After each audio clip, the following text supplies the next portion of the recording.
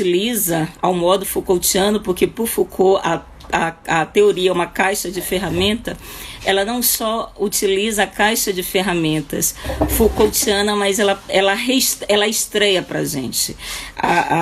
Ao trazer os aportes Foucaultianos, Sueli ela expande inclusive os aportes Foucaultianos, como vou tentar demonstrar aqui, e nos apresenta uma cena que é inaugural, que é uma estreia. Dizer estreia não quer dizer que é o grau zero, né? Tanto que ela parte do Foucault. A ideia, e aí eu acho que eu estou tentando juntar, primeiro ponto, antes de entrar na tese da Sueli Carneiro, o que eu estou também tentando fazer aqui com as nossas autoras, é encontrar um ponto em comum entre todas as mulheres que eu escolhi, né? A gente ainda vai falar sobre a Leda Martins, sobre a própria Beatriz Nascimento, a Mundinha Araújo, uma pensadora em São Luís do Maranhão, que a gente pouco conhece, né? Eu conheço porque eu sou a filha da terra, a Miriam Alves, a Maria Firmina dos Reis, e a ideia que o ponto, digamos, de enlace entre essas mulheres é que eu digo que elas não falam, não é mais o lugar de fala. Eu peço desculpa para quem assistiu minhas 2 lives, e eu vou começar com o que eu disse da Conceição Evaristo, com o que eu disse da Bell Hooks. A Sueli Carneiro, ela nos possibilita pela sua fala pública, um outro lugar. Porque há toda uma discussão, a gente sabe que o lugar de fala ele teve um impulso renovado nos últimos anos, ele não é um termo novo, principalmente quem é da literatura, quem é da comunicação como eu, trabalha com o lugar de fala nas teorias da enunciação, nas teorias da linguagem, mas ele ganha do ponto de vista político uma dimensão muito renovada nas redes sociais, e essa dimensão também ela ganha ainda uma visibilidade ainda mais exponencial com o livro, né, da Djamila Ribeiro. E o que eu venho insistindo é que, embora o conceito ele seja válido, potente, importante, quando a gente pensa a presença dessas mulheres, né, na cena pública, não é mais o lugar de fala que nos interessa. Repito, gente, eu não estou querendo com isso jogar a criança junto com a água do banho. Eu não estou querendo colocar o lugar de fala numa posição menor, mas dizer que nesse campo da ação política, das condenadas da terra, das subalternizadas, o que vale é a gente perseguir que pela fala como essas mulheres instituíram outro lugar para elas e para todas nós. Eu sempre lembro daquela, e eu vou repetir, a frase clássica, o início da conferência da Lélia Gonzalez, que ela diz: agora o lixo vai falar e numa boa. Muitas das vezes a gente não lê toda aquela conferência da Lélia, aquele texto da Lélia, e a gente repete a exaustão, e o que a gente costuma dizer que Lélia, do lugar de subalternizada, do lugar de escravizada, de herdeira das escravizadas, de herdeira das silenciadas, ela faz uma conferência que se torna célebre, etc, etc, etc. E o que eu venho na contramão dessa afirmação é que a conferência realmente se tornou célebre, mas ali não é mais o lugar de fala da escravizada nem da subalternizada. Quando a Lélia diz isso, ela deixa de ser lixo. Portanto, a operação, e aí a gente é por isso que eu digo, a gente tem que acompanhar o pensamento dessas mulheres. A gente está lendo um texto, no caso da Lélia Gonzalez, de uma mulher que entendia muito, que sacava muito de psicanálise. Não é à toa que Lélia Gonzalez começa uma fala dizendo que agora o lixo vai falar em uma boa, porque como boa leitura da psicanálise, principalmente da psicanálise de extração lacaniana, ela sabia que pela fala ela instaurava uma outra possibilidade de existência. Porque se aquela história da Spivak, né, pode subalterno falar, que a gente também vive dizendo que o subalterno não pode falar, a Spivak vai dizer que o subalterno ele não pode falar porque ele não pode ser ouvido. Então, quando se é ouvido, na verdade, se deixa de ser subalterna. E eu vou começar, sem mais delongas, com um trecho da introdução da Sueli Carneiro para enfatizar, para depois, na real oficial, a gente falar de biopoder, etc., como Sueli Carneiro, ela faz isso de maneira magistral. Eu acho que essa introdução dela é uma introdução, assim como o Lixo vai falar aí numa boa, assim como as escrevivências da Conceição Evaristo, para a gente pensar que como pela fala essas mulheres instauraram um outro lugar para todas nós. Sueli diz o seguinte: falarei do lugar da escrava, do lugar dos excluídos da república, daqueles que na condição de não cidadãos estavam destituídos do direito à educação e em sendo esta, segundo Adorno, a possibilidade de produção de uma consciência verdadeira, falo também como alguém portador de uma consciência infeliz ou de uma falsa consciência. Dirijo-me a ti, eu hegemônico, falando do lugar do paradigma do outro, consciente de que é nele que estou inscrita e que, graças a ele, em relação a mim, expectativas se criaram, que mesmo tentando negá-las, elas podem se realizar, posto que me encontro condicionada por uma unidade histórica e pedagogicamente anterior, da qual eu serei uma aplicação. Uma aplicação histórica cuja consciência se renova permanentemente pela memória d'alma da escravidão herdada de minha ancestralidade e, antes dela, das representações negativas que estiveram desde longe associadas ao meu corpo negro. Uma aplicação histórica também da modernidade ocidental que dissecou cientificamente minha inferioridade natural, que constitui hoje o espetáculo de indigência humana que exibo ao mundo. Subjugada que sou pela síndrome DPE, discriminação, preconceito, estigma, invenção de Roseli Fishman, que tu a conheces. A Roseli foi orientadora da Sueli no doutorado, para quem não sabe, mas creio que gostes. Te busco, eu hegemônico, não para receber de ti um ensino verdadeiro, que assim como a verdade, conforme falou um filósofo africano, desculpe a heresia, resume-se a 3, a minha, a sua e ela, a verdade inatingível para nós dois. Aspiro o ensino que decorrerá do encontro dos nossos aprendizados. No que me diz respeito, são aqueles que aprendi desde o primeiro instante em que te encontrei. Talvez do nosso diálogo possa emergir um ensino capaz de nos reconciliar a ambos no interior daquela indivisibilidade humana, onde nada que seja humano nos é estranho. Sou também uma aplicação pedagógica, porque as representações associadas ao meu corpo têm sido reiteradas pelos séculos por meio dos aparelhos escolares e muitos outros processos educativos, que além de as reforçarem e as repercutirem em todos os cantos do mundo, foram explicando o meu martírio religiosamente, como uma forma de expiação de meus pecados, sendo o maior deles a pele escura, herdada, me ensinaram, de Caim, o fratricida, e também pelo meu paganismo, palavra que vim aprender contigo, e me valeram a escravização, única maneira encontrada para que eu fosse conduzida ao patamar próximo da civilização e alcançar a salvação da minha alma. Eu vou pular bastante porque é uma introdução, como eu falei, só essa introdução daria uma live. E em algum momento dessa introdução, gente, a tese da Sueli está disponível em PDF para traficância livre na internet. Para esse árduo trabalho, para o qual te convido, precisamos de ajuda. Então, convoquei Michel Foucault, sim, o francês. Sei que ele é um sujeito da tua confiança e goza também de minha simpatia. É um mediador razoavelmente confiável para as nossas possíveis contendas. Por ser um elemento de fronteira, ele conversa bem com todo mundo. Seja um ser aí um ser aí na sua dimensão filosófica e organizada, ou coisas ente, também na sua dimensão filosófica heideggeriana, né?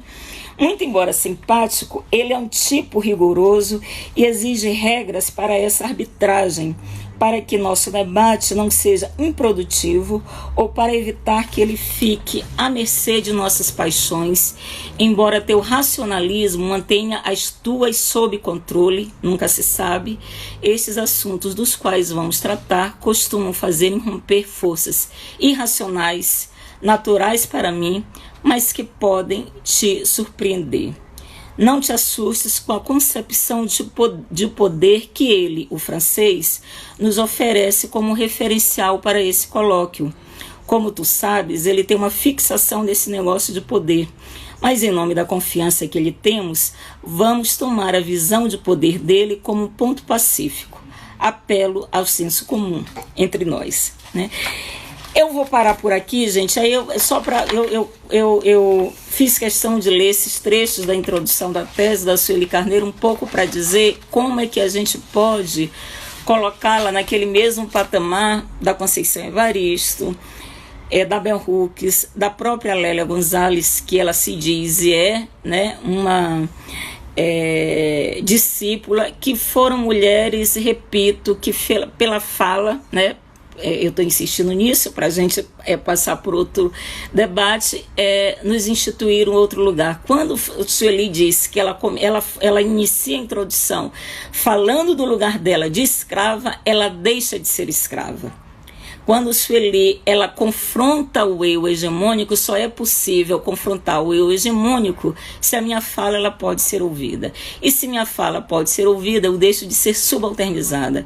Se eu deixo de ser subalternizada, portanto, eu deixo de ser escravizada, mas não deixo de habitar as margens também, que é isso que eu vou tentar demonstrar para vocês, que pelas margens a gente pode se emancipar.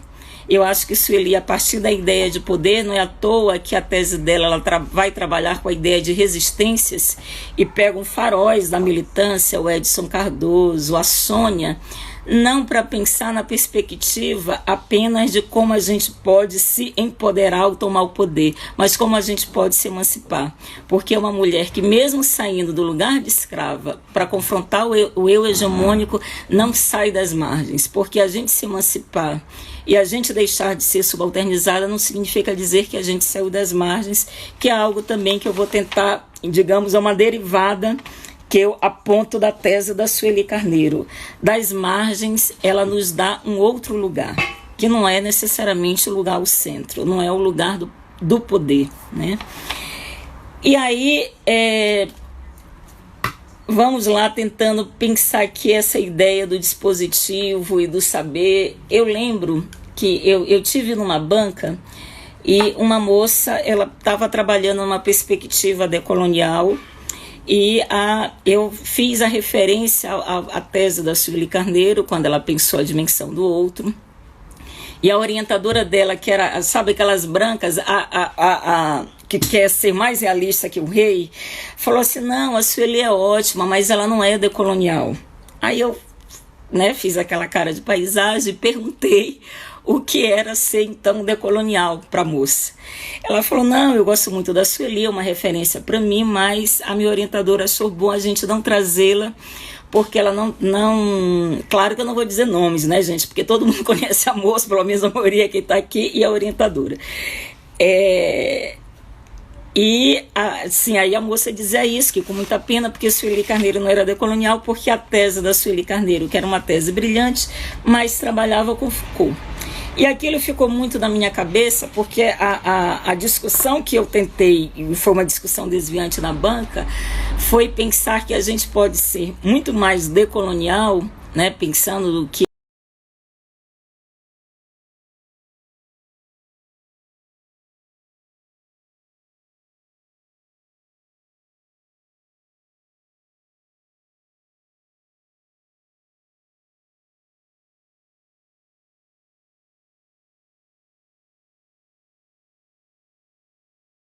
às vezes muitas de nós que articulamos escritoras e escritores africanos, escritoras latino-americanos, como eu já participei de bancas, e o resultado desse trabalho foi dizer que nós éramos povos orais. Eu acho que nada mais colonial do que o princípio do trabalho era um princípio que dizia: a gente vai partir de uma perspectiva afrocentrada, e o trabalho insistia que nós, de uma maneira muito delicada, que nós éramos ágrafos. Eu acho que nada mais colonial do que a gente sustentar isso. Então, o que eu dizia para a moça é que a decolonialidade ela não se dava exatamente na dimensão das escolhas dos autores e autoras. Óbvio que escolher a nossa política de citação é importante, mas eu dizia para ela, a partir dessa introdução da Sueli, que a Sueli Carneiro ela fez aquilo da famosa peça do Shakespeare: já que me ensinaste a tua língua, eu tenho como te amaldiçoar. É possível a gente ser anticolonial, decolonial, pós-colonial, qualquer terminologia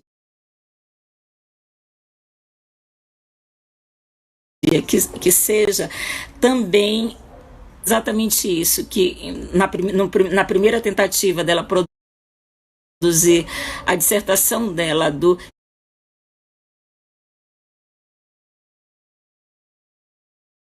Sim, Carla, o Sul está geografado, porque eu concordo com a Bell Hooks que ela disse: mulheres, homens negros, meninas do Sul global, né? Eu vejo, Tirene, há uma tendência dos autores latino-americanos.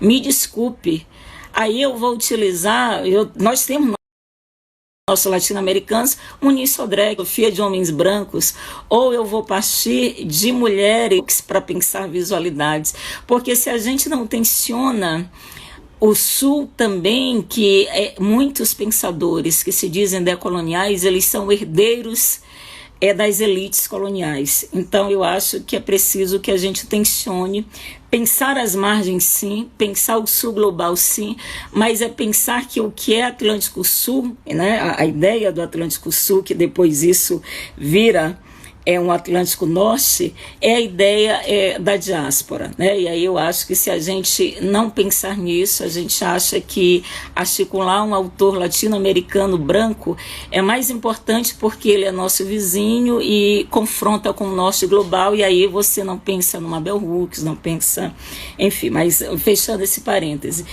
Mas a partir dessa provocação, e eu fui reler, inclusive, a tese da Sueli, e tudo que eu vi numa tese de uma mulher negra, uma ativista, uma contemporânea do seu tempo, porque é isso também que eu vou insistir aqui nessa live. Eu digo que a Bell Hooks é uma filósofa do porvir.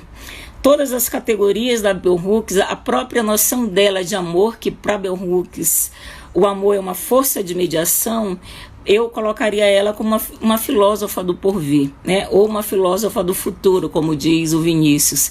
Para mim, a Sueli é uma filósofa do contemporâneo. Pensar a Sueli como uma filósofa do contemporâneo é primeiro a gente entender o que é o contemporâneo. Tem uma noção de contemporâneo que eu gosto muito, que diz: o verdadeiro contemporâneo é aquele que nega radicalmente o seu tempo. A tese da Sueli é uma tese absolutamente que nega o seu tempo, mas ao negar o seu tempo, ela não é negra, falando a ideia do negacionismo, né? A Sueli, ela não é nihilista. Negar o seu tempo é pensar que você está em eterno combate com as ideias que são, aí a gente vai ver, né? A ordem do mundo, que é a ordem racista, a partir do que a Sueli vai nos trazer com a noção de dispositivo de racialidade. Então essa, digamos, é a primeira provocação que eu quero ouvi-las, né? De colocar a Sueli com essa ideia de que ela é uma filósofa contemporânea, ao contrário da Bell Hooks, que é uma filósofa do porvir. E a Sueli, gente, ao pensar a noção de dispositivo, que muita gente também diz: a tese da Sueli é legal, ela articulou os conceitos do Foucault, e às vezes a gente vai apenas na trilha do Foucault, e é importante, porque para entender Sueli, o que ela traz na tese, a gente tem que entender minimamente Foucault, mas o que eu vejo é que ela expande os ideais do Foucault porque eu vou até ler para vocês toda a ideia, por exemplo, da biopolítica. A live ela vai ser assim, gente, vai vindo. Eu fiz um roteiro bonitinho, mas é meio difícil a gente manter esse roteiro. Por que a Sueli, ela vai, eu diria inclusive que a Sueli ela vai além do Foucault, e Sueli antecipa um conceito que virou Arroz de Festa do Attila Mbembe, que também a gente não lê muito, mas vira Arroz de Festa, que é necropolítica. A Sueli, ela vai dizer, né, eu não vou antecipar isso, porque também vai ficar uma live muito bagunçada e a Sueli está presente, para não ficar aquela coisa tão esquisita. Mas eu vou só ler um trecho do que eu estou ficando rouca, que hoje eu participei de uma banca que foi bem difícil. Mas sim, e aí o que a gente, só para ler, né? Uma ideia inicial da concepção biopolítica para a gente voltar à ideia do dispositivo e do poder em Foucault, né? Eu vou fazer esse vai e vem, mas porque eu acho que essa introdução é importante. A concepção biopolítica, predominantemente, tem ocultado o fato de que o objetivo do poder é sempre preservar as condições de exploração capitalista, que é a crítica que não só eu faço ao Foucault, eu vou dizer o porquê. A vida que está em jogo não é primeiramente a vida biológica da população, mas a vida política da máquina capitalista e das elites. Sua salvaguarda implica necessariamente em colocar em perigo a vida das populações.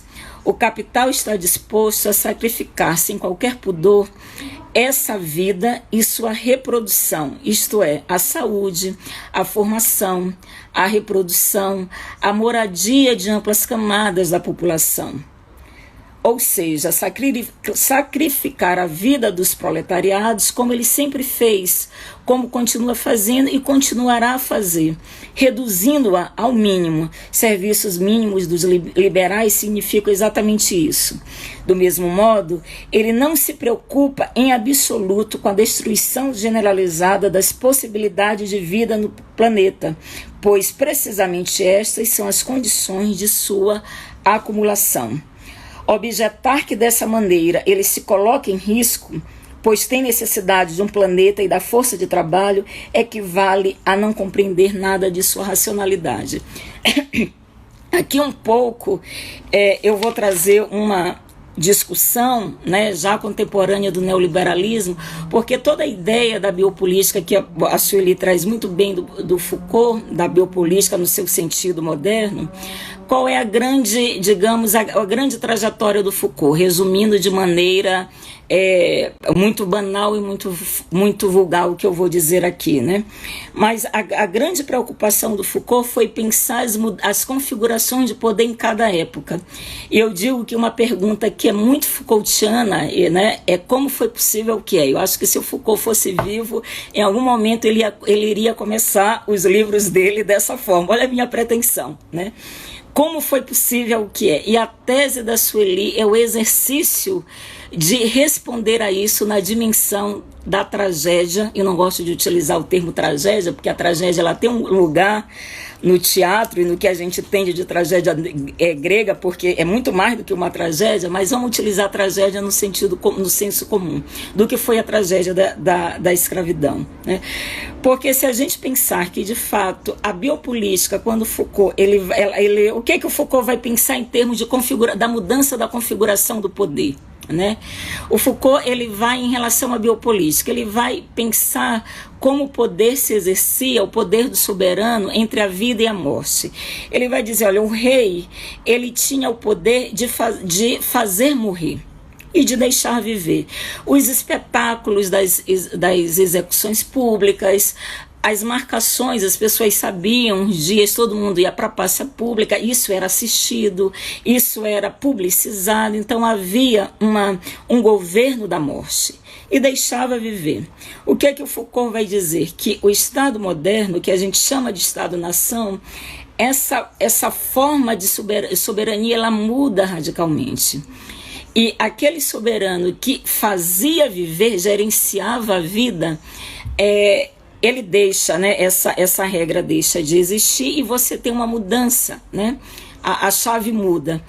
O governante, aí não é mais o soberano no sentido é soberano porque exerce a soberania, né? Mas aí no caso o governante do Estado-nação, ele vai ter que cuidar da vida da população. Então ele vai cuidar da vida, fazer viver. Daí surgem os institutos de contagem de população, censos, enfim, tudo isso, e vai deixar morrer. Quem ele deixa morrer? Todos os corpos que não foram disciplinados. Daí que a ideia de disciplina para o Foucault é uma ideia fundamental. O poder, né, ele precisava, porque hoje ele nem a disciplina precisa mais, a gente vai ver, o neoliberalismo é isso, é a impossibilidade da disciplina, daí porque Covid, corpos negros, a gente vê, enfim, tudo que a Sueli também vai nos ensinar na tese dela, mas a ideia do Foucault vai ser exatamente essa. Então a biopolítica, na sua gênese moderna, ela pensa em termos de positividade, ela é expansão da vida, ela é cuidado, ela é disciplina. Ora, quando a gente pensa, e aí toda a ideia do dispositivo do Foucault, o que a gente vai ver no Foucault?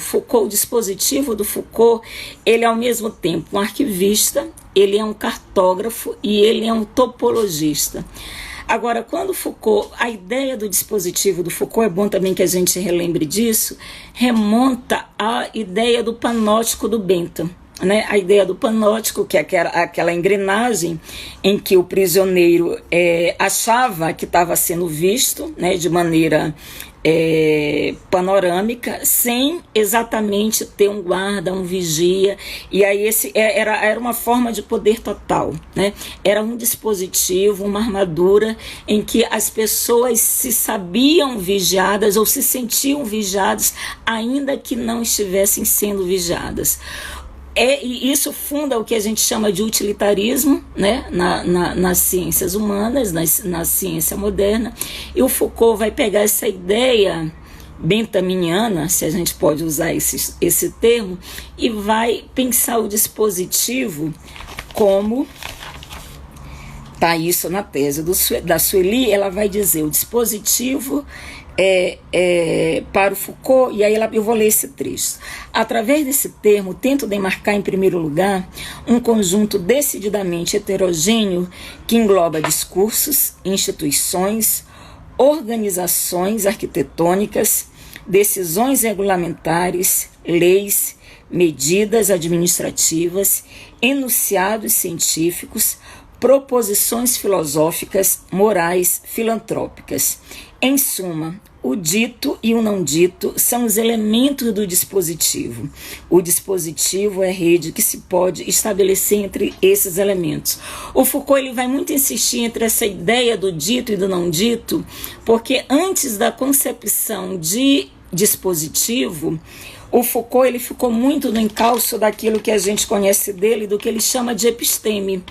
A episteme Foucaultiana, ela é muito discursiva, né? Ele pensa o dito, ele pensa o enunciado, ele pensa as palavras e as coisas. É uma obra que pensa essa ideia da episteme. E aí o que ele vai dizer? A episteme, embora seja um conceito, ele vai dizer, né? Eu é que estou dizendo o que ele vai dizer. Embora a episteme seja um conceito poderoso, potente, é preciso que a gente pense as relações de poder de maneira capilar. Aí ele vai dizer, o não dito deve ser observado. E para o Foucault, nada melhor do que essa ideia de dispositivo.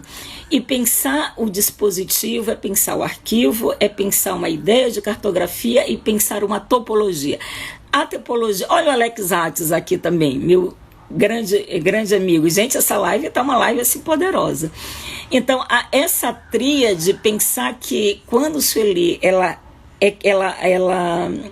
lança mão de uma ideia de dispositivo do Foucault, ela está sendo arquivista, ela está sendo cartógrafa e ela está sendo topologista, ou topógrafa. Alex, que é da geografia, topógrafa. E aí a ideia da topografia em Sueli pode ser perseguida a partir do que ela nos traz com a introdução.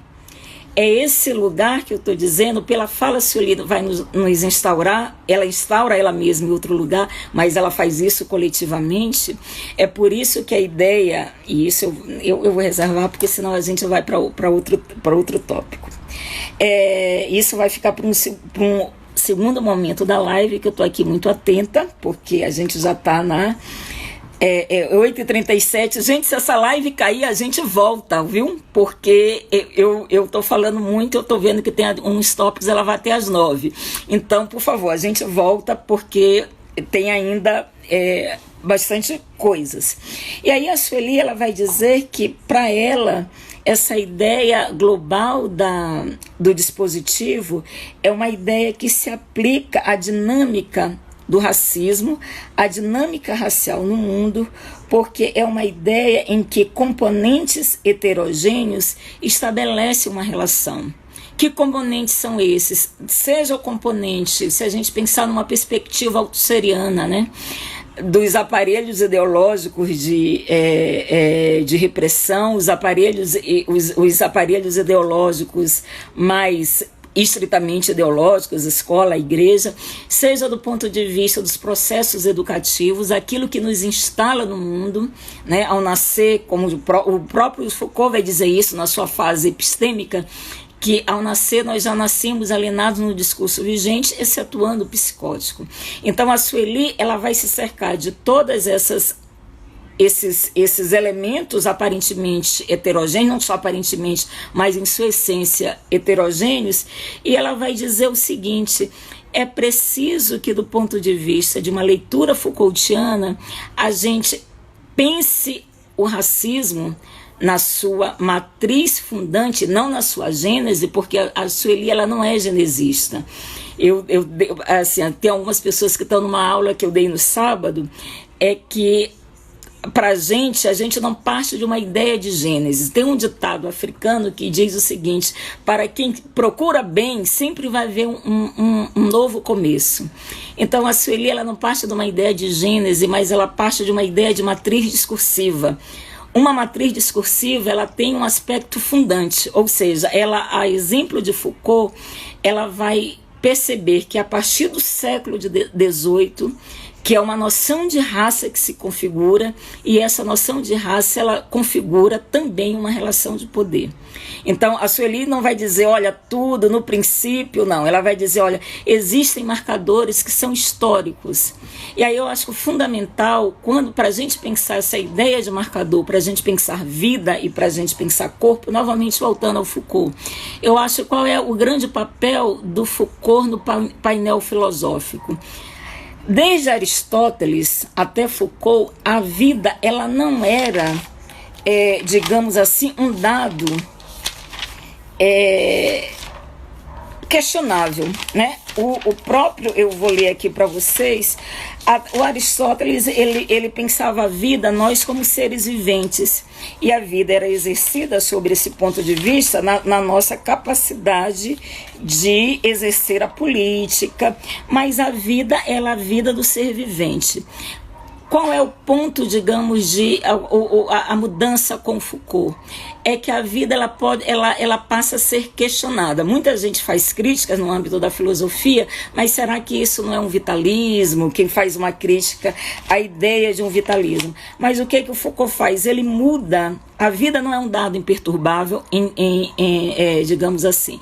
E o que a gente vai fazer a partir dessa ideia? Nós, particularmente, a Sueli, já que a vida não é um dado imperturbável, já que a noção de dispositivo é uma noção que é essa teia que traz, né, todos esses elementos, é preciso que essa matriz fundante repense, inclusive, como a vida ela foi sendo gestada, pensada de tal modo que a gente possa chegar na violência obstétrica das mulheres negras, que a gente possa chegar no genocídio da juventude negra, que foi outra palavra também que se desgastou muito, em relação ao que Abdias Nascimento nos ensinou do genocídio, e eu não estou falando nem por nós, foi pelo próprio racismo mesmo, né? Há quem diga hoje, chama de genocídio simbólico, que é terrível, né? Dizer que há um genocídio simbólico no Brasil contra a juventude negra. negra. Então aí a gente vai vendo que todas as ideias do Foucault com Sueli ganham. Eu costumo dizer por que também Sueli é uma filósofa do contemporâneo, pensando nessa ideia do dispositivo, né?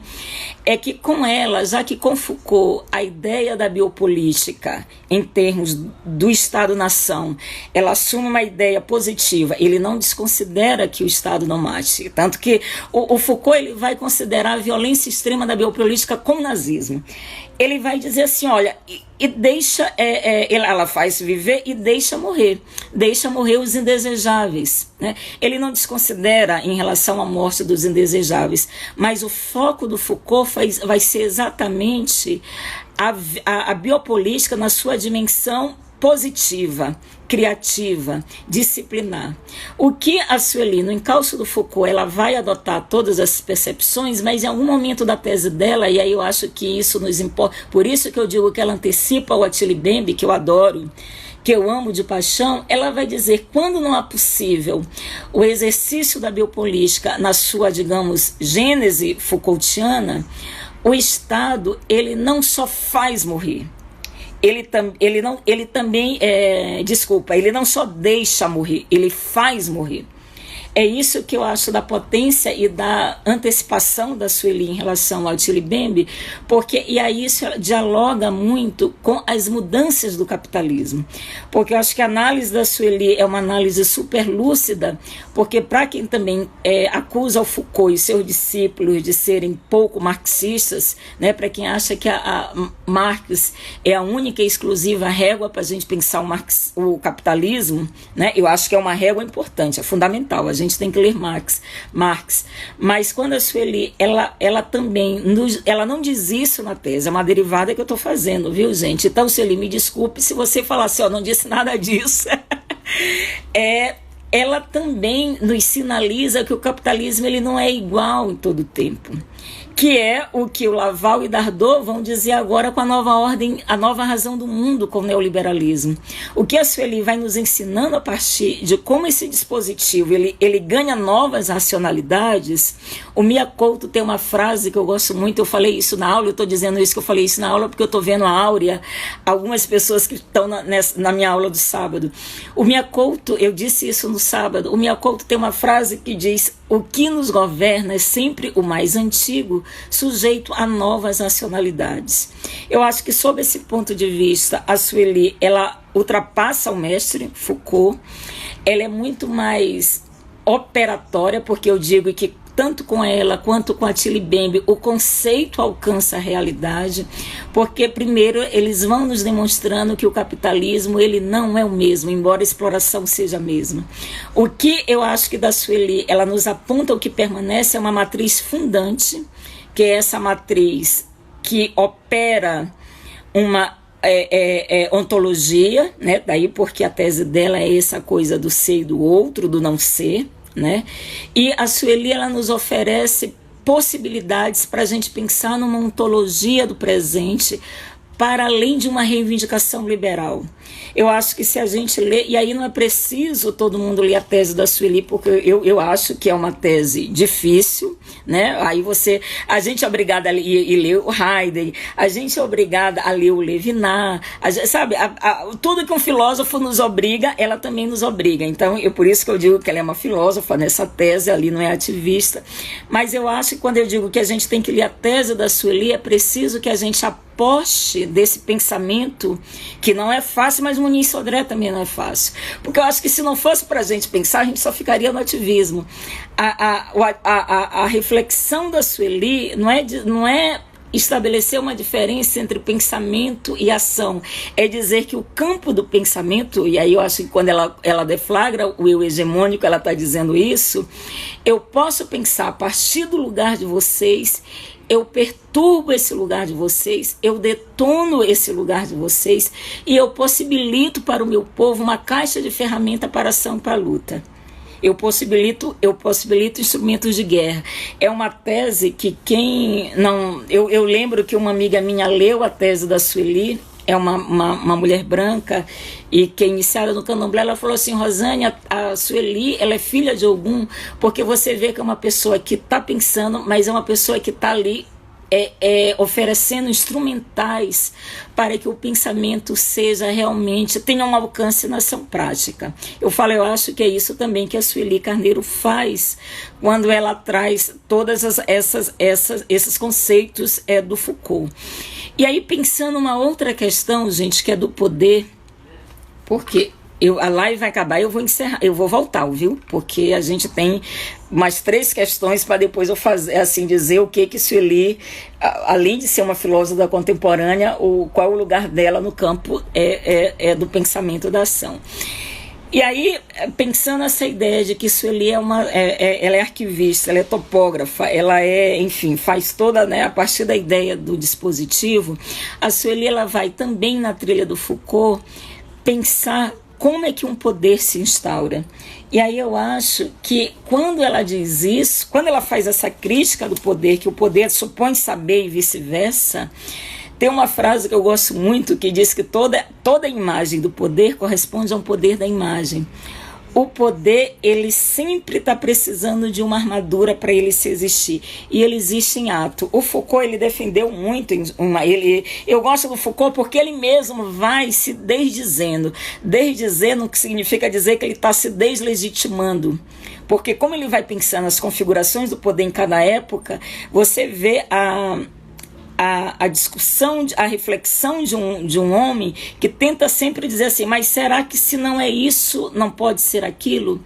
O próprio Foucault, ele vai primeiro colocar o poder muito do lado da guerra, né? E aí, em certo momento, ele vai dizer, mas será que só a guerra pode ser uma possibilidade da gente pensar o poder? Em Governo dos Vivos, ele diz o seguinte, a noção de governo me parece muito mais operatória do que a noção de poder. Governo sendo entendido, certamente, não no sentido estreito e atual da insistência suprema das decisões executivas e administrativas nos sistemas estatais, porém no sentido amplo e, aliás, antigo, de mecanismos e de procedimentos destinados a conduzir os homens, a dirigir a conduta dos homens, a conduzir a conduta dos homens. É a arte racional de governar que Foucault vai dedicar, né, seus próximos passos. Então, quando Foucault ele vai inserindo algumas outras categorias, isso ele acompanha, de certa forma, esse pensamento sinuoso, que aparentemente pode ser contraditório do Foucault, mas não é. É um filósofo que está tentando acertar na melhor terminologia. Eu acho que a Sueli ela também nos traz uma lição para a gente pensar essa relação de saber o poder. Porque, voltando à ideia da tese dela, né, a grande aventura reflexiva da Sueli é pensar como essa dimensão do dispositivo de saberes e poderes vai conformando sujeitos e não sujeitos, vai conformando formas-vida, né, a forma vida no seu sentido hifenizado. E aí eu acho que dentro dessa relação do eu e do outro, e de como, do ponto de vista ontológico, vai se definindo e delimitando linhas divisórias entre civilizados e bárbaros, entre eu e o outro, a Sueli da margem, ela nos dá a possibilidade de como é que a gente pode, a partir do que ela traz na tese dela, mesmo da margem, pedir acesso à soberania negada que não seja exatamente pelos códigos do poder. Eu digo isso porque eu vejo em Sueli, quando ela pensa na enunciação dos discursos e como eles funcionam, né, ela vai trabalhar inclusive com a ideia do contrato racial do Charles Mills, né, ou seja, o contrato social, que muita gente diz assim, mas por que a gente deve trabalhar com um enquadre que é liberal? Né? A ideia de contrato vem dos contratualistas, seria bom a gente também não utilizar esses termos, mas eu acho estratégico tanto o Charles Mills, que é o que cunha essa expressão, e quando isso ele traz, que eu acho que do lugar da filosofia, né, voltando àquela ideia, já que me ensinaste a tua língua, eu tenho como te amaldiçoar, eles desnaturalizam um contrato que seria um contrato entre iguais, já apontando a dimensão racial. Isso ele vai fazer também com a dimensão de gênero a partir da pensadora, que ela pega em relação ao contrato de gênero. E eu acho que pensando nessas duas questões, o que a ideia do saber e poder em Sueli ela nos provoca? Mais do que a gente, porque eu repito, pedir acesso a uma soberania negada, a gente necessariamente não acesso ao poder. Eu não estou dizendo que a gente não tenha que almejar o poder, não é isso. Mas é o acesso à desativação das formas de poder, né? Eu vou ler um trecho aqui para vocês. Mas há uma diferença entre o combate contra e o combate entre. É preciso distinguir o combate contra o outro e o combate entre si. O combate procura destruir... Não, peraí, gente. Eu estou lendo aqui um trecho. E...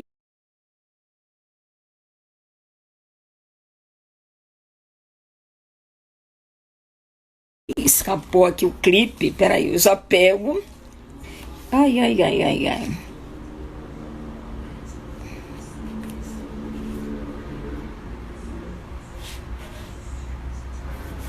Não, eu já falei da ideia da expansão da vida em Foucault, e como a Sueli vai dizer, isso não se trata da expansão da vida, é a ideia da necropolítica em Attila Mbembe, que eu acho que Sueli ela combina, porque o que o Attila Mbembe pergunta? Eu até achar a ideia aqui da desativação do poder. O Attila Mbembe ele vai perguntar até que é utilizada em tempos atuais, em tempos da necropolítica. A Sueli respondia isso em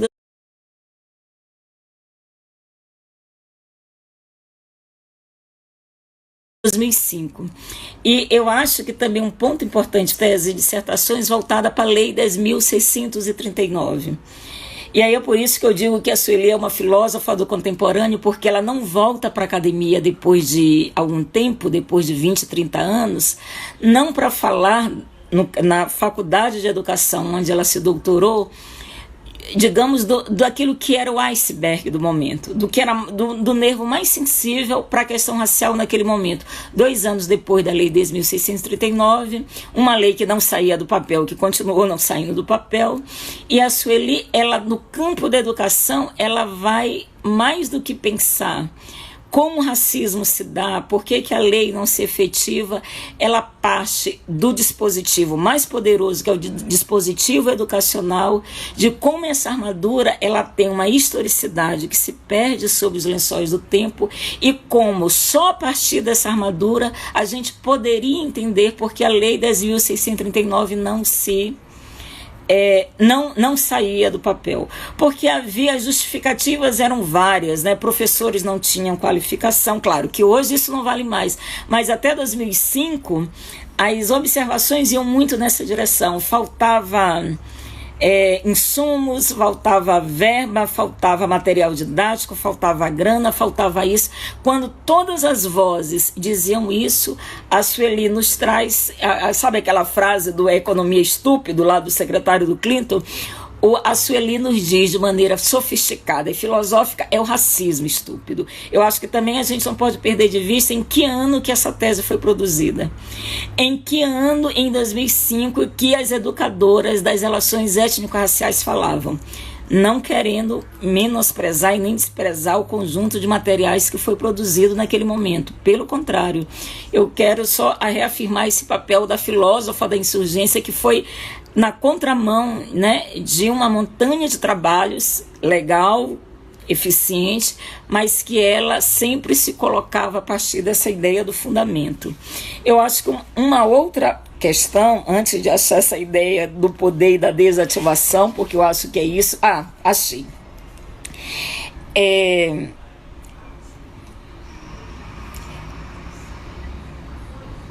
Falta-nos operadores de desativação. Essa ideia de desativação vem um outro autor branco, que é o Agamben, né? E modos de tornar inoperante um poder uma função, não apenas desativando aquilo a que nós opomos, como também desativando algo de nós mesmos que ainda permanece intacto e que se enreda nos mecanismos exigentes. O Estado em nós, o fascista em nós, olha aí os bolsomínios, né?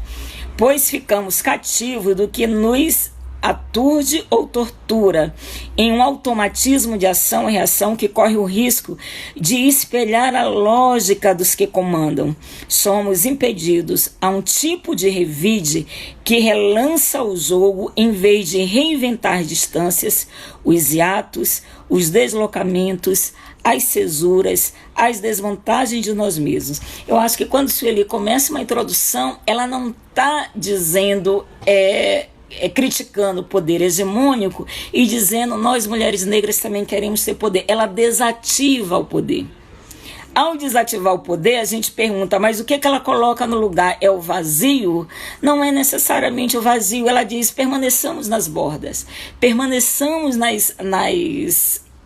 resistência. E eu acho que não é à toa que os nomes, repito, nomes que ela traz, como a Fátima Oliveira, não foram ali escolhidos só porque são pessoas que ela gosta, que são amigos de longa data, né? Tem um outro corte, tem uma outra... eu acho exatamente isso. Pensar uma tese que tenta, e que não só tenta, como faz demonstrar como o outro foi destituído ao longo da história a partir dessa armadura do dispositivo, do poder e do saber, é pensar formas de desativar esse poder. E mais do que isso, é pensar formas para que a gente não entre no dispositivo, para que a gente não se coloque na rubrica já posta, que é um termo que eu gosto muito. Gente, vai acabar e a gente volta, está dizendo 1 minuto e 47 restante. Eu acho que eu falaria só mais 15, 20 minutos, se vocês me suportarem, que aí eu abordaria mais duas ou três questões e faria um balanço do que representa essa incursão filosófica da Sueli para todas nós. Pode ser? Existe liberdade na margem? Sim, existe. Gente, eu não estou lendo comentário porque ainda não tenho essa habilidade, né? Eu admiro pessoas que leem comentário, fazem a live, então às vezes eu estou até uma de mal educada, então tá todo mundo dizendo aqui que volta, enquanto isso aí eu vou lendo os comentários. A Adria Borges... A Adria, Humberto, voltaremos, isso é bom, fugir. Exatamente. A tese da Sueli é uma crítica do poder, mas ela está dizendo, saiamos do dispositivo. E é por isso que eu repito, é uma filósofa do contemporâneo. Claro que queremos, fala mais, né?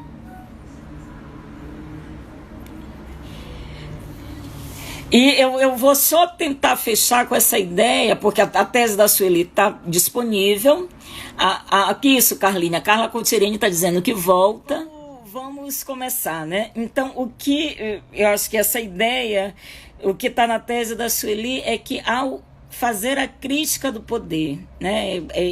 Pensando nesse meu raciocínio último, e mais do que isso, dizendo como esse poder funciona, como ele se instala a partir de um saber, né? E esse poder, no nosso caso, né, tem uma dimensão primeira, que é ontológica, ou seja, institui a nossa existência. A Sueli, ela, de certa forma, nos convoca, não diretamente, mas eu acho que é a grande lição da tese dela, a desertar, a gente criar operadores de desativação desse poder. Eu acho que tinha uma frase, eu acho que era da Casa de Mulher Negra, de Santos, que ela dizia, gente, eu esqueci o nome dela, que falha. Tinha uma frase que ela dizia, Alzira dizia muito assim, se o poder é bom, mulher negra também quer poder. Eu acho que a gente quer estar nas instâncias do poder, mas se a gente pensar, eu acho que do que a Sueli nos traz a partir do Foucault, não é necessariamente que o poder seja bom. A gente quer o poder porque ele pode ser um lugar em que, exatamente, Carla, eu acabei de falar da Alzira Rufino, ele pode ser um lugar em que a gente tenha agência sobre a distribuição do comum, porque o poder é isso, né? Mas, ao mesmo tempo, se a gente for radical nessa crítica, a partir da leitura da Sueli, não é que necessariamente a gente tenha que querer ter o poder, a gente tem que ter operadores para desativar o poder. E aí eu acho isso muito bonito, repito, a Sueli não diz isso diretamente, então vocês podem discordar comigo, mas a introdução dela, ela instala uma estratégia discursiva que ela vai desativando o eu hegemônico, o poder hegemônico. Se não desativando, se eu estiver exagerando muito, ela neutraliza. Né? Eu acho que é uma máquina de guerra contra guerra, como o próprio Foucault pensou em uma das suas derivadas do poder. Eu vou ler mais um trecho, esse trecho está na tese da própria Sueli, que ela antecedente, né? O termo, eu já falei para vocês, entre o termo, eu estou muito nessa ideia do dispositivo, o saber e poder, como ele digamos, é um elemento que está dentro desse dispositivo, é um dos elementos heterogêneos do dispositivo, ao mesmo tempo que é o próprio dispositivo, porque é isso que a gente aprende com eles dois, falando, né, num sentido realmente bem simples, né, aquela história, né, que vem primeiro o ovo e a galinha, a ideia do dispositivo é exatamente essa. Ele se instala, né, na exata medida em que ele instala saber e poder e vice-versa. Então, eles estão numa relação, em termos instituinte, de reciprocidade, né? E são heterogêneos do ponto de vista dos domínios. E a Sueli vai muito explorar essa ideia do domínio no Foucault. E ela vai dizer que todo domínio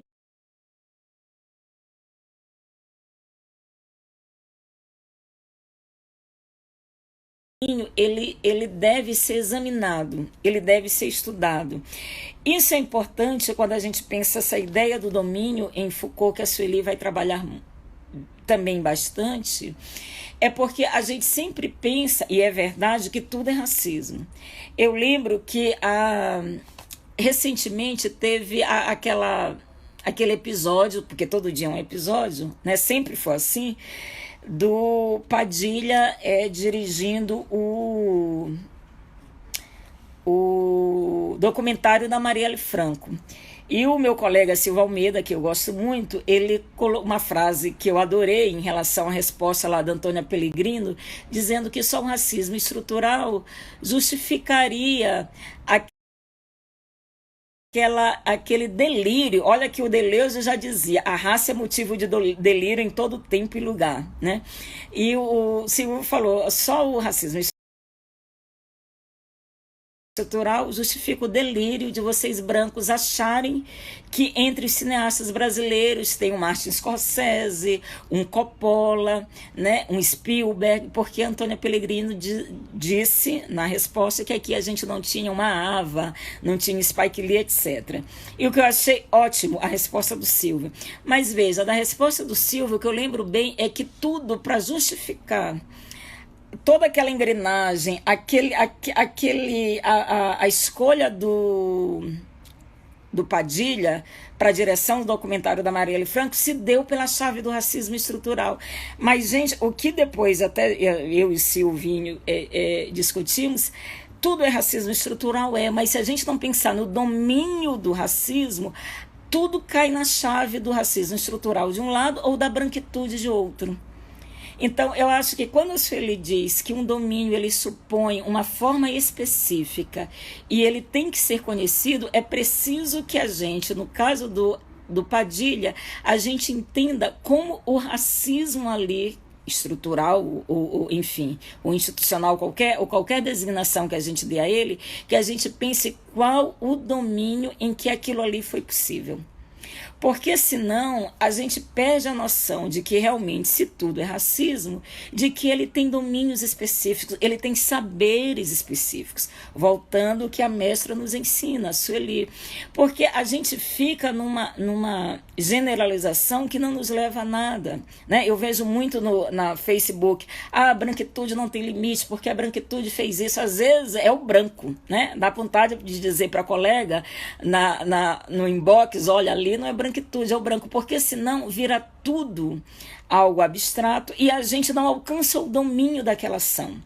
Eu acho que, sob esse ponto de vista, a Sueli nos traz, na trilha do Foucault, estratégias e táticas para a gente pensar como esse dispositivo, que é global, que está em tudo, que é a ideia do panóptico, né, do Bentham, que o Foucault pega para trazer o dispositivo, está em tudo, né? Está tudo dominado, como diz o Funk. Mas ele também não é um domínio que não tenha um suporte de saberes, poder específico. E aí, se a gente não pensar como o racismo se está no campo do audiovisual, a gente não alcança o que é o dispositivo da racialidade naquele caso específico. Porque, embora o dispositivo de racialidade ele se aplique a tudo, e se aplica mesmo às relações intersubjetivas, às relações sociais, às instituições, a tudo, como Sueli nos ensina, isso não significa dizer que a gente deve prescindir de estudar o domínio específico de cada elemento heterogêneo. E aí eu acho que a grande, digamos, quando eu digo que a Sueli ela nos convoca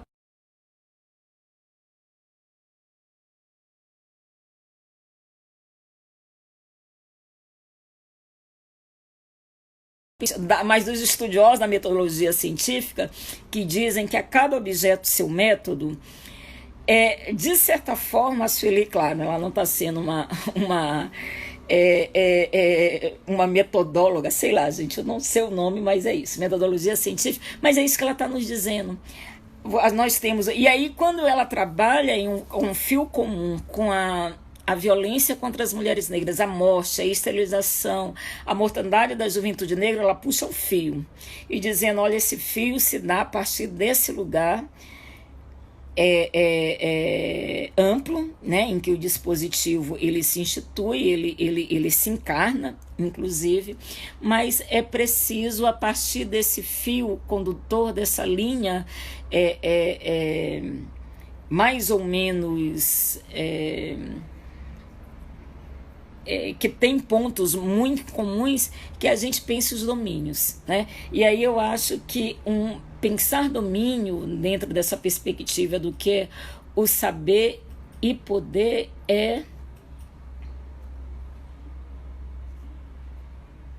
mais um trecho aqui da Sueli, essa ideia. Então, gente, assim, é o domínio, é o saber, o poder, é o dispositivo, porque eu estou vendo aqui se eu estou... Mais uma... O dispositivo da sexualidade. É porque é isso, a tese...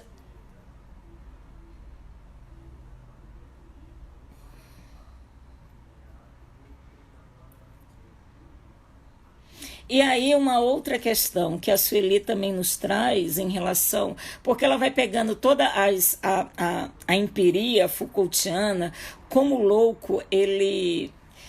porque o louco, para os antigos, ele não era improdutivo, né? Ele passa a ser alguém que precisa ser hospitalizado no sistema, nesse modo de organização capitalista. O louco era considerado intermediário entre nós e os deuses e as deusas, né? E o Foucault ele vai dizer que a loucura ela também vai fazendo essa linha divisória entre o normal e o patológico, né?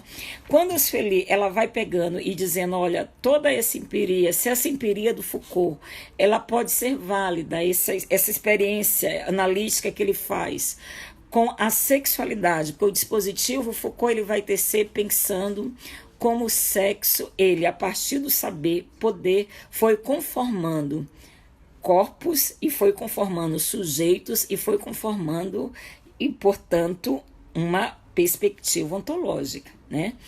E aí a Sueli vai dizer, se tudo isso se presta para pensar a sexualidade, para pensar a loucura, né? Essa coisa entre o normal e o patológico, ela cabe também para pensar raça, né? E aí ela estende, embora Foucault tenha falado do racismo, a Sueli, sob esse ponto de vista, eu venho insistindo que ela consegue amplificar de maneira bem mais, como eu diria,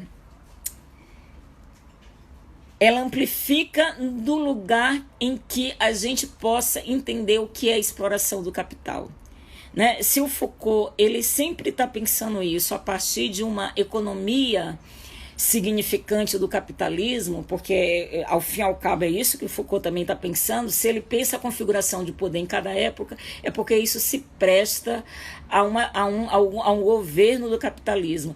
É com a Sueli que a gente tem a dimensão mais brutal do que significa a exploração do capital. Era isso que eu queria chegar e dizer.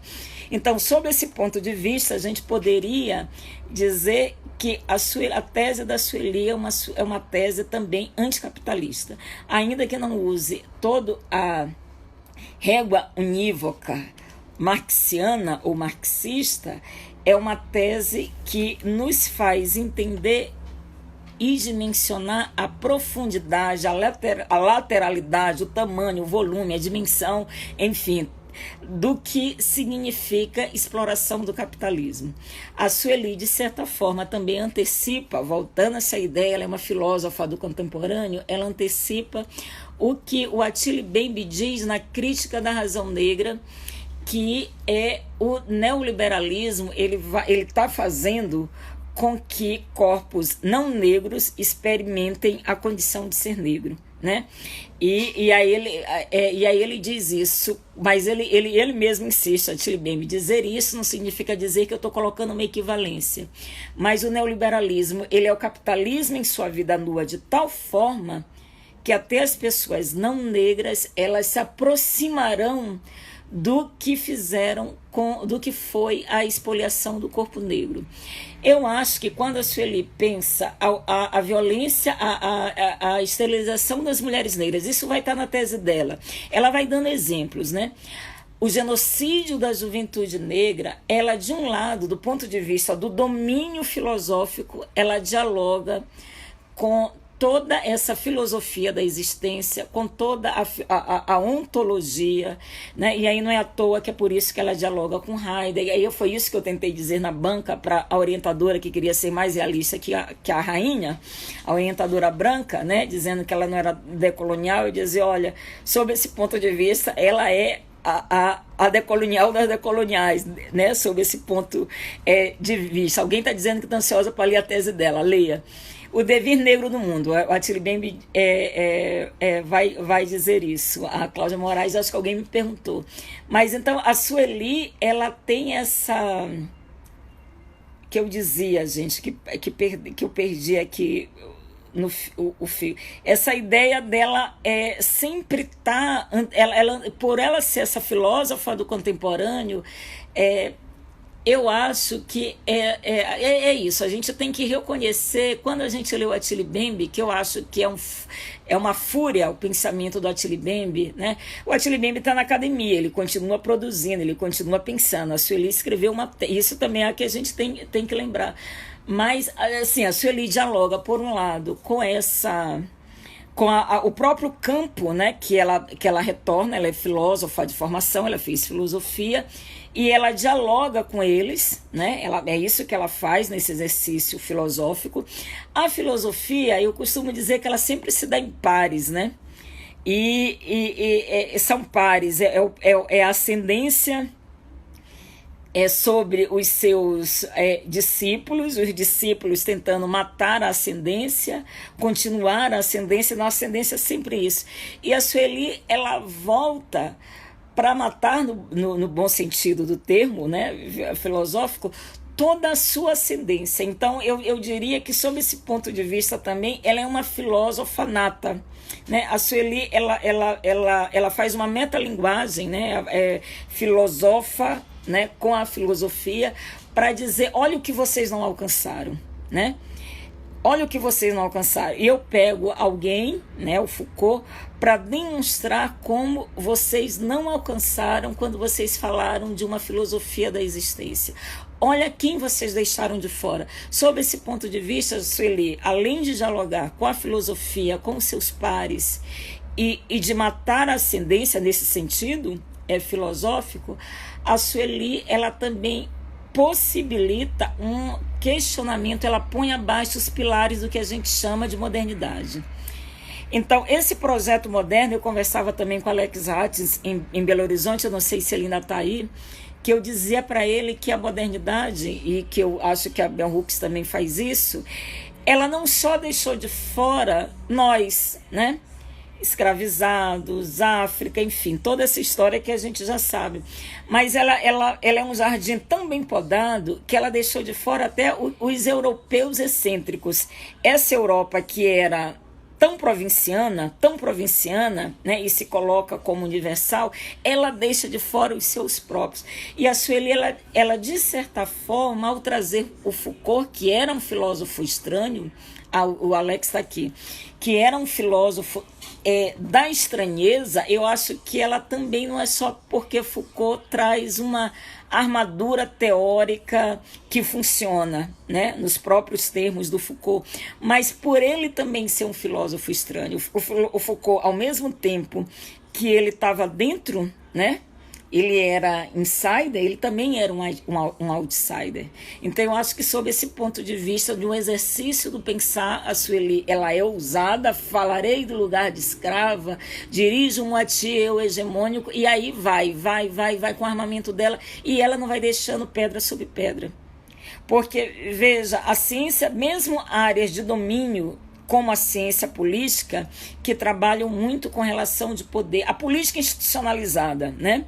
Pensando não só política de maneira mais ampla, mas a política institucionalizada, em que o termo poder está muito presente, ela não alcança o que é a nossa ausência. Não é?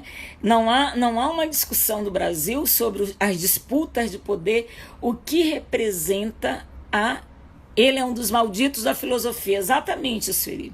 Então eu acho que quando você pega um maldito, você acho não, né? Você sabe mais do que eu. Você não fez essas escolhas à toa. A minha, né, não, de um simplismo e uma pobreza dizer que não usou você porque você não é decolonial. E eu disse, olha, mais decolonial do que isso, gente, eu acho que, pelo amor de Deus. Então eu acho que são esses dois campos. E do outro campo esse outro vértice, né? A Sueli dialoga com a sua área do conhecimento, demole os princípios de uma área, inclusive de uma filosofia moderna, né? E, mais do que isso, ela oferece, por outro lado, caixas de ferramenta para a gente, ela nos dá munição, né? E nos dá caixa de ferramenta para pensar domínios, para pensar saber, para pensar poder, e mais do que isso. Aí eu acho que a partir de Bell Hooks, pensar dessa ideia de imagem e pensar só os malditos nos servem na cultura ocidental, exatamente. Eu acho que só eles, né? Eu acho que só um Bataille, né? O Bataille, que diz, que eu gosto muito do Bataille, a Sueli escreveu aqui, só os malditos nos servem na cultura ocidental. O Bataille, ele diz que quem transgride, o transgressor, fracassado. O Bataille, ele tem uma expressão bonita, que ele vai falar sobre o fracassado, e diz que o fracassado é alguém que a gente normalmente considera um loser, né? Um perdedor. E ele diz que a gente tem que respeitar, de certa forma, o fracassado, porque o fracassado, ao fim e ao cabo, foi aquele que disse não. O fracassado, ele transgrediu. Então, que também é considerado um filósofo maldito, né? Um filósofo estranho, o Georges Bataille. Eu acho que, sob esse ponto de vista, ele nos serve muito. Mas aí, gente, eu já me encaminharia para as nossas... Aí, considerações finais, não existe em live, né? Mas eu vou falar o que eu disse na live da Conceição, que eu gosto muito dessa frase do Carlos Fuentes, que a a palavra, nunca vai haver tempo para a última palavra, porque a palavra não cessa, a palavra não se completa, né? Então não é consideração final, não é isso que o Carlos Fuentes diz, né? Na morte de Artemiro, né? Nunca vai haver tempo para a última palavra. Eu acho isso lindíssimo. Mas eu acho que, voltando, pegando essas ideias da Sueli Carneiro, como uma mulher volta para a academia, já depois de uma vida muito bem trilhada no campo do ativismo, da militância, do pensar militante, da praxis militante, e volta para a academia com uma proposta ousada de demonstrar para a própria academia o que é, o que foi, o que é, o que está sendo o dispositivo da racialidade e a dimensão brutal do racismo. E ao fazer isso, ela não faz isso de maneira fofa, ela não se acomoda às teorias pedagógicas do momento, mas ela parte de lugares que são antecedentes, falando desse lugar de escrava, mas deixando de ser escrava. Ao falar, Sueli, ela se coloca em outro lugar, mas ela não só se coloca nós todos, como eu já disse. E isso nos leva a pensar nessa ideia do discurso, do testemunho, né? Quando o testemunho ele serve, eu acho que o testemunho da Sueli serve, o testemunho ele não nos serve quando a gente encerra no testemunho uma perspectiva individual, individualizante do que nós somos e dos limites da nossa existência, né? Se a gente, novamente eu não vou dar nome, mas eu acho que quando eu peguei 2 dissertações para ler, e a moça começava uma introdução, não do mesmo modo que a Sueli, eu vou fazer só a comparação um pouco para dizer onde eu quero chegar nessas considerações finais. Então ela falava também, eu, mulher negra desse lugar, mas era a mulher negra que sofro. A banca, que só tinha eu de mulher negra, ela abriu arestas para eu, mulher negra que sofro, que estou na base da pirâmide, falo desse lugar, tarará, e a orientadora quase chorando, a banca quase chorando. Aquele testemunho era um testemunho que encerrou o melodrama. Nada contra o melodrama, né? Mas eu acho que quando Sueli ela faz um texto filosófico potente que parte do testemunho e ela não entra o consórcio com o testemunho, porque aqui não é mais o eu, a mulher negra que sofro, que venho, que volto para a academia. É dizer, eu, a mulher negra que sei que sofro e sei porque eu sofro, eu venho cobrar fatura a todos vocês. Então ela é uma tese que ela começa não no discurso do sofrimento, mas no discurso da soberania, né? Sem anular as limitações, as fraturas, as mutilações que fizeram com todas nós e com todos nós, mas também reivindicando acesso a uma soberania negada não a quem vai ler, né? Eu acho que isso é fundamental. E ao fazer isso, ela vai nos ensinando a pensar a questão racial como muitas que vieram antes dela, Lélia Gonzalez, ou homens que pensam, que eu acho que tem um pensamento rápido, atilado, como o Edson Cardoso, a dizer e nos ensinar que de fato, desculpa a expressão chula, que o buraco é muito mais embaixo. Eu acho que a gente tem uma tese que ela é muito contemporânea, porque não só porque a Sueli é filósofa contemporânea, como eu disse, essa é digamos, a minha etiqueta que eu empresto a ela pode aceitar ou não, mas aí uma autora, ela não tem mais responsabilidade do que os leitores fazem com o que ela diz. E tem uma frase que diz que um grande autor, ele se presta a que se use o que ele escreveu contra ele ou contra ela, né? E aí eu acho que, sob esse ponto de vista, a gente pode usar, nesse caso, não é necessariamente contra, mas é com Sueli. Como é que a gente pode pensar nesse dispositivo como esse conjunto heterogêneo de elementos que conforma saberes e poderes e que se reatualiza e que tem essas racionalidades nesse mundo? E aí eu acho que a gente tem um bom caminho andado para realmente confrontar o que a gente chama de capitalismo, de neoliberalismo, toda a discussão que a gente vê, depois que a gente lê a tese da Sueli, toda a discussão sobre uberização do trabalho não é nada, né? Me desculpem quem escreve sobre uberização. É preciso, ou seja, tudo que vem depois que a gente leu essa tese da Sueli, que nos coloca todos os pingos nos is e cerca, né, todos esses domínios, no sentido Foucaultiano, de como o racismo, né, o dispositivo de racialidade, ele foi sendo urdido, tudo que é dito que não contemple essas questões é menor. É menor não por incompetência, é menor não por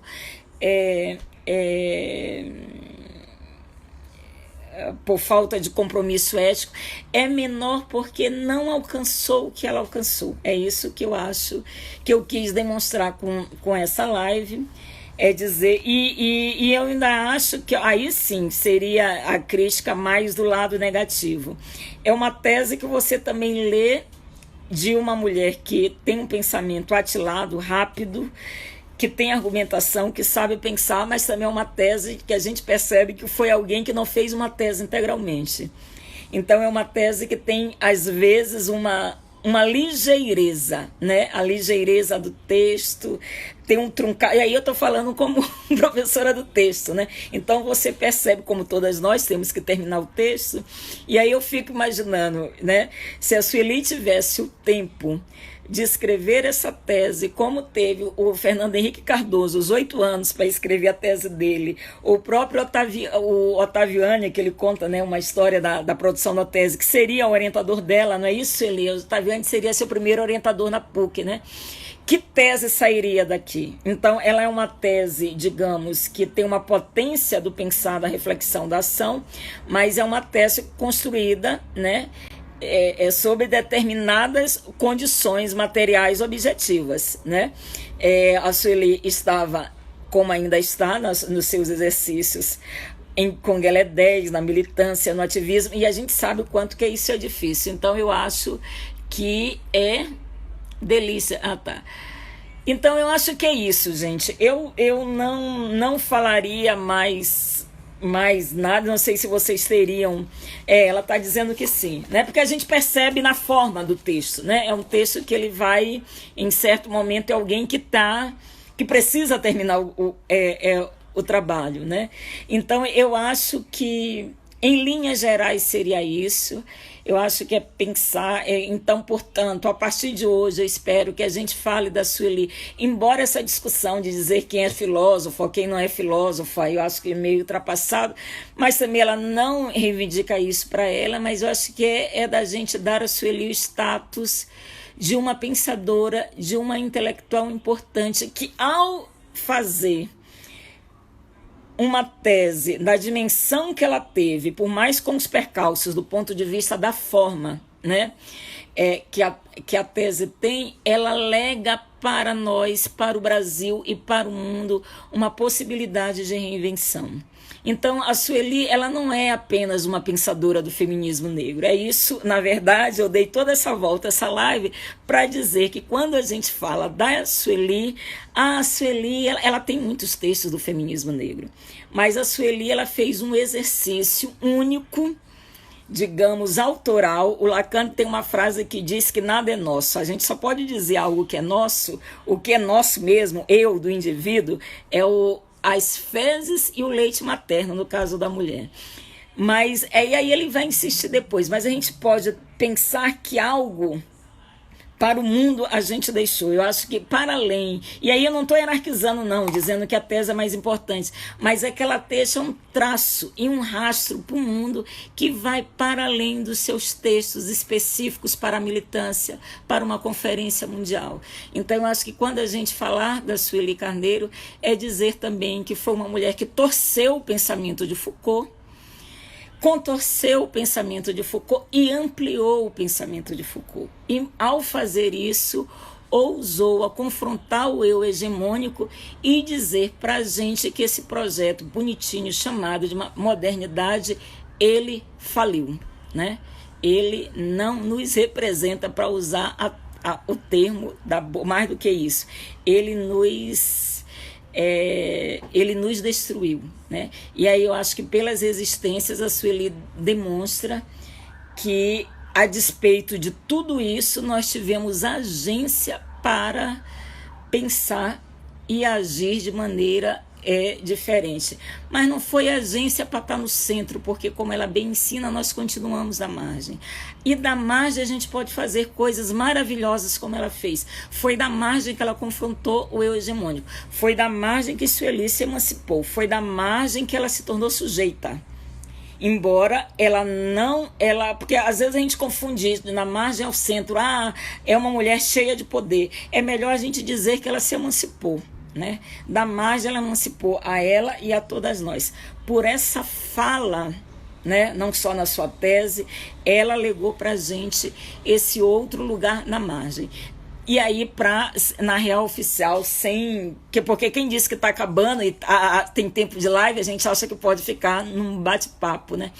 Tem uma frase que eu gosto muito, eu até escrevi isso no prefácio do livro do Richard, não sei se ele está aí, ele estava até há pouco tempo, que diz que quem está na margem consegue ver coisas inimagináveis de que quem está no centro não vê. Quem está na margem vê a catástrofe chegando primeiro. Aí eu acho que, sob esse ponto de vista, na margem, Sueli Carneiro, Atili Bembe, eles anteciparam catástrofes que a gente está vivendo agora, né? E porque não é só porque eles são mente brilhantes, eu acho que são tudo isso, mas porque eles estão na margem. Do lugar da margem, eles são aqui. Tem uma outra metáfora que também eu acho que é isso, que a Sueli é o vagalume, as luzes do vagalume, essa luz intermitente. É por isso que eu acho que a ideia do poder e do contrapoder, então da desativação do poder, é importante para a gente acompanhar a partir do que Sueli nos ensina. Tem um crítico de arte que eu gosto muito, que é o Didi Huberman. Ele tem um livro que é a sobrevivência dos vagalumes, né?